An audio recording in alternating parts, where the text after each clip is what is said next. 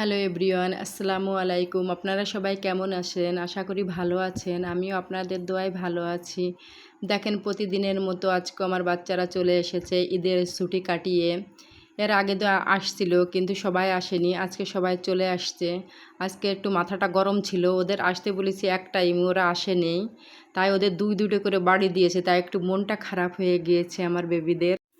ঈদের সময় আমার বাসায় তো কিছুই রান্না করিনি, আপনারা তো দেখেছেন। বাবার বাড়ি গিয়েছিলাম, মা রান্না করে দিয়ে দিয়েছিল। শ্বশুর বাড়ি গিয়েছিলাম, সেখানে শাশুড়ি মা রান্না করে দিয়েছিল। এই জন্য বাসায় আর তেমন কিছু রান্না হয়নি, সেইগুলো খাওয়া চলেছে 3-4 দিন। তারপর তরকারি আসলে প্রতিদিন মাংস খাওয়া চলে না। তাই ভাবলাম ঘরে একটু ঈদ উদযাপন করি, তার প্রস্তুতি চলছে। মেয়েকে বললাম পটল ছোলো আজকে বসে বসে। পটল ছোলার কথা শুনে সে তো খুবই খুশি হয়েছে। মনিকে কিছু কিছু কাজ শেখাচ্ছে হাতে ধরায়। দেখেন পটলে কত খানিকটা ফেলে দিচ্ছে। এখন সে যেভাবেই পারে সেইভাবেই করুক, করে যদি বাধা দেয় তাহলে ওর মনটা খারাপ লাগবে। এই জন্য কিছুই বলছি না। পটলের অর্ধেক ছোলা হচ্ছে তো হচ্ছে না, দেখেন অর্ধেক হচ্ছে। কীভাবে করছে দেখেন, খুব সুন্দরই হচ্ছে। বলেন, আপনারা কমেন্ট করে জানাবেন। ওই দেখেন কতটা ফেলে দিল। মেয়ে পটল ছুলছে আর বলছে, আম্মু খোসাগুলো উঠায় রেখো, আমি কিন্তু এই খোসাগুলো তুমি বেটে মশলা করে দেবে। সে পটল এসছে, খোসা খেতে ভালোবাসে। ও সর্বপ্রথম আমার খালামুনির বাসায় যে মশলা বাটা খেয়েছিল, বলছিল আম্মু এইটা কি? তা আমার খালামুনি বলেছিল কি যে বউ এইটা হচ্ছে পটলের খোসা বাটা। তখন থেকে মেয়ে তো বলে আম্মু এইটা আমি খাবো। দেখেন কি যত্ন করে উঠাচ্ছে বলি করে। এখন বলেছে আম্মু ফ্রিজে রেখে দাও, আমাকে আগামীকাল দিও। এখন হচ্ছে ও পটল নিজেই ভাজি করবে। তা আমি বলে দিচ্ছি কতটুকু লবণ হলুদ দিতে হবে। দেখেন অল্পই একটু সামান্য হলুদ দিল, দিয়ে এই যে মাখাচ্ছে খুব সুন্দর করে। আমার মনে কাজও করতে পারে সুন্দর। ও আমার থেকে কিছুই শেখেনি।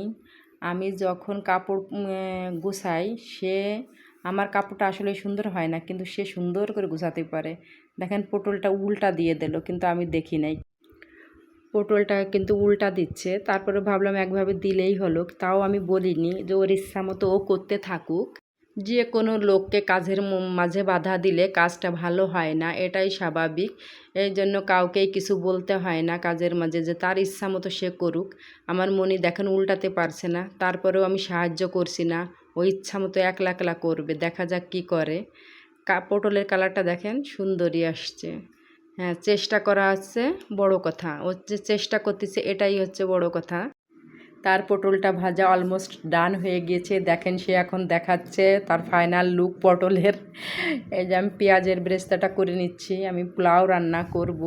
আমার এই পাতিলটা কিন্তু অনেক বছর হয়ে গেছে, 4 বছর কিন্তু পূরণ হয়ে গেছে। তারপরে নতুনের মতো ঝকঝক করছে। এতে হচ্ছে পোলাও চালটা ভেজে নিলে কি হয়, ওটা একদম লেগে যায় না তলে, খুব সুন্দর হয়।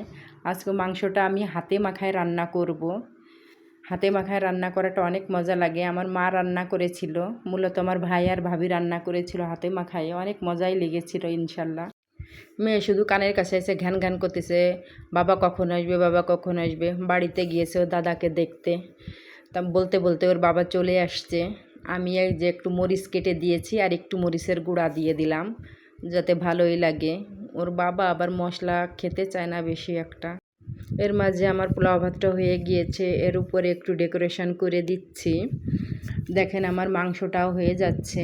এই যে কালারটা কি সুন্দর আসছে। তরকারির কালারটা দেখে মনে হচ্ছে ঝাল একটু বেশি হয়ে যাবে কিনা আল্লাহ জানে। এই যে দেখেন গরম গরম ধোয়া উঠছে। আপনাদের যদি ভিডিওটা ভালো লেগে থাকে অবশ্যই একটু লাইক কমেন্ট শেয়ার করে দিবেন, ফলো করবেন এবং সাবস্ক্রাইব করে পাশে থাকবেন। আল্লাহ হাফেজ, ভালো থাকেন সবাই।